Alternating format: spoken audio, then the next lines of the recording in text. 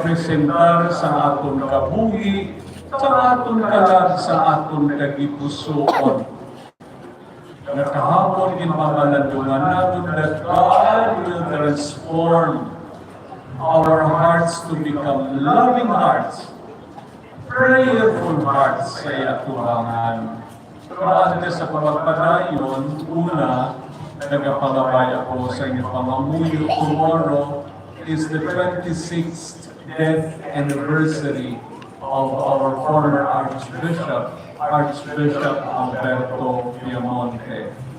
Nagtrabaho ako sa iya sa mga 12 anyos, at sa uli after 12 years, nalayo ako sa iyang i-assign sa parokya, at na-assign ako sa parokya ng San Miguel for 5 years.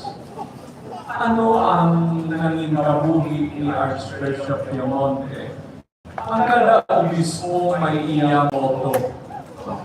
May moto sila kung sa diin nila napresentar ang ilang kabuhi bilang mga obispo sa Santa Iglesia Katolika. Pareho kay Cardinal Sin, ang nagpangulo sa Dirikutog sa Manila, ang iyang moto, Serviam. Serviam. I will serve. Kay Archbishop Piamonte, it was